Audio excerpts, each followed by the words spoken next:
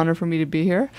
My role is the Cardiovascular Services Program Coordinator, and essentially I just help to oversee various operations that we're forming. I'm one of the newer members of the team. I've been here just for under a year now, and I'm helping to do a lot of the program development, a lot of new procedures and protocols and order sets. So I work with the physicians and the nursing staff and help do a lot of the training and just put a lot of the infrastructure in place to run a smooth program. Talk to me about some of that, some of the things that the program provides. What do you do as far as the services that are available at Henry Mayo? Yeah, well, it's actually a really exciting time now at Henry Mayo Hospital because up until a year ago, just last summer, we didn't have the ability to treat a lot of various heart conditions. We had a lot of tools and diagnostic capabilities, imaging studies, various things where disease conditions could be identified. But for certain types of conditions, especially heart attacks and what's called coronary artery disease, meaning blockage in the arteries, we didn't have the ability, the capabilities to do those treatments. So people would have to be transferred out of the Santa Clarita Valley and have treatment elsewhere. And so last summer we got licensing for what we refer to in short as PCI. It's called percutaneous coronary intervention, which is a fancy medical way of saying opening up blockages in the artery by a procedure commonly known as angioplasty and stents, and also open heart surgery. So now Henry Mayo has the ability to do that in-house rather than having to go somewhere else. And since Henry Mayo is, the only hospital here in the Santa Clarita Valley, this is huge. Absolutely, absolutely. It's an opportunity for people to get coverage closer to home. Yes, closer to home. And that's what's really exciting is that now there's full-service treatment capabilities where it was quite limited previously. And the latest development is just recently we got our licensing for a cardiac rehabilitation service, which is basically now we're fully A to Z. That is what happens after people, if they have a heart attack or a cardiac procedure, open heart surgery. That's the final phase where they get monitored, exercise training, a lot of education, and how to help make lifestyle adjustments long-term for their long-term health. We're in studio right now with Tamar Avakian. She's the Cardiovascular Services Program Coordinator here at Henry Mayo Newhall Memorial Hospital. You've been building this program up over the past year, as you mentioned, kind of we're able to provide these new services as of last year, continue to add services that that are available. You have a team in cardiovascular services of roughly how many people are all kind of working on that? There are a couple dozen staff. We have a great team of physicians, cardiologists, cardiothoracic surgeons, great nurses, nursing staff, technologists, various clinical coordinators. So we've really grown and expanded our team over the past year as a program itself has grown, and we've really recruited a lot of top-level talent. So it's been an exciting time. A lot of people with a great experience from various places that are bringing it here to the home, to the Valley. And that's, as residents of the Valley, that's exactly what we want. How many heart patients does the cardiovascular team see per month? I mean, is there an average? Do you have an idea? I mean, I know the program's so new. Yeah.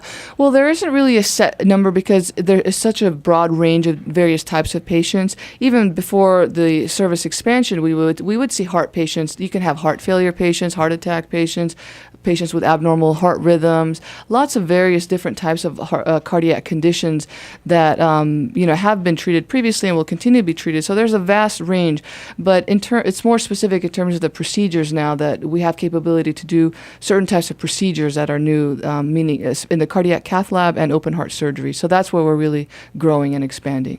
Taking care of your heart is huge. Obviously, a lot of it can be influenced by your physical regimen, your exercise, what you eat. A lot of it is hereditary as well. Yes, sometimes people aren't even aware. I've heard that they're having a heart attack. You can have one and not even know it. What are the symptoms? What should people be looking out for when they experience something that they think might be a heart attack? Well, that's a really important question, and that's something that we do a lot when we do various community health fairs and functions. One of the biggest things that we do is education, screening and education, and we'll talk about that a little later when we talk about the open house that we're going to have next week. But education is a really big piece because knowledge is power. And one of the biggest things we want people to know are the signs and symptoms of a heart attack. Chest pain is the number one most common symptom of a heart attack, both in men and in women. But Shortness of breath would be probably the second most common symptom. Sometimes you can also have some associated symptoms of a little bit of maybe nausea, maybe a cold sweat that comes over you, maybe sometimes even vomiting. And it's also common in terms of when we talk about the pain, the chest pain of heart attack, it's often described as a sense of pressure or a heaviness. People say, like, I feel like I have something sitting on my chest.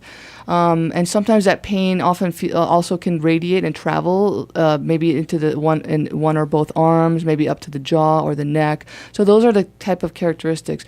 But can I just add? Absolutely, yes, of course. Just something, I want to add a couple of caveats, something important, a note for men and also for women. When we talk chest pain, as I said, that's kind of what people most think about, and it is the most common symptom. But it can also, even though typically it presents as pressure or heaviness, it can also feel like really bad heartburn or indigestion. And I want to send that note out, especially to men, because a lot of men will say, "Oh, I just have really heartburn. It's that pizza sauce or whatever," right, and we'll play it off. In fact, we had a patient just this morning that came in with a heart attack and was holding it off, was having symptoms on and off for several days, and he said, "Oh, it's just bad heartburn. It'll go away." And so sometimes it can feel like that, but it's somewhat different. And then women, I want to mention for women, can also present a little bit unusually or atypically. They may not have chest pain. Sometimes it might just be shortness of breath is the more common in women, or sometimes just a general feeling of kind of weakness and a very strange sense of fatigue that comes over them. So women tend to present atypically. And earlier this month we had Go Red Day for women. Right. So that's another thing we really try to have women and also elderly understand. It's good. Well. Some good tips there. Tamar Avakian, she is the Cardiovascular Services Program Coordinator. It is Heart Health Month throughout February. Henry Mayo Newhall Memorial Hospital has had for the past year or so a variety of new ways to be able to treat people right here in Santa Clarita. We appreciate that, and we appreciate Tamar for telling us about it. Can you hang out just for a bit? Sure, Here's what we'll do. We'll do a quick traffic update. We'll take a commercial break, and then we'll come back with Tamar, and we will speak about the open house you guys are doing next week, okay? Sound good? Thank you, Tamar. It is 3:52 a.m., 1220 KHTS. Jason Endicott with you till 6:30. And back in studio once again with Tamar Avakian. She's with Henry Mayo Newhall Memorial Hospital here in Santa Clarita, the Cardiovascular Services Program Coordinator. Tamar, thanks for hanging out, giving us all this great information. We do appreciate it. You guys have an open house coming up. It's next Thursday, February 28th. It's going to be at Henry Mayo. What is the purpose of the open house? What is it for? Well, we're really excited for the opportunity. Henry Mayo Hospital is involved in lots of community outreach events throughout the year. And we do a lot of screening and education activities. But February, as you mentioned earlier, being designated as Heart Health Month, we thought it would be a great opportunity, especially in light of the fact of our new expansion of our cardiovascular program. We thought it would be great that this year in February during Heart Health Month to do a health screening community event here on campus at the hospital. So not only we provide the usual screening services and education that we typically do, but it can be an opportunity for community members to come by to tour the hospital and also get a chance to meet some of the members of the cardiovascular team in case if they should ever need the services of the heart team. So let me ask you about some of those things that you mentioned, including the free screenings and education. So what does a free screening consist of? What is that? Yeah. Well, there are two primary components that we do with anytime we do a health fair. One arm is the screening, and the other arm is a lot of the education. So in terms of the screening, we do lots of different things. We screen for primarily the three major risk factors, which is high blood pressure, high cholesterol, and high blood sugar or diabetes. And so we provide on-the-spot testing, for blood pressure levels, cholesterol levels, and glucose levels. Now, granted, they may not be entirely accurate if people have eaten already, because some of those blood tests should be done fasting, overnight fast on an empty stomach. But it still gives us an opportunity. It's just meant as a quick screen, so it gives us an opportunity to check for what we call our risk factors. Those three things that I mentioned are three of the most common risk factors, and smoking being the fourth other major risk factor. So it gives us an opportunity to screen for health, and so that's one of the things that we'd like to tell patients is to say, know your numbers. So we want to encourage people to have regular checkups and to know these numbers in terms of what is your blood pressure levels, what is your cholesterol levels, what are your glucose levels, because those are the things. that can potentially lead and have a big impact on your cardiovascular health. And then, of course, and then we talk about also lifestyle things such as smoking. That's a huge risk factor for heart disease as well as lots of other conditions. So there are some other screening services that we provide also. The other thing we do is for body composition analysis, and that's just a fancy way of saying measuring basically body fat levels versus how much fat versus lean muscle, lean tissue you have in your body. And so it's a little bit more accurate way of knowing more than just what the number is on the scale, because depending on your height and weight, we do things like body mass index measurements, body composition analysis to get a better profile, because being overweight and obese is also a risk factor for various conditions. So that's one of the other things screened for. Another important thing that we screen for is what's called carotid artery screening. The carotid arteries are two of the large arteries in your neck that provide the major blood supply to the brain. And we have special, on the spot, a brief, quick little ultrasound of those arteries to see if there's any blockage in those arteries or narrowing of those arteries, because if there is, that's a big risk factor for a stroke.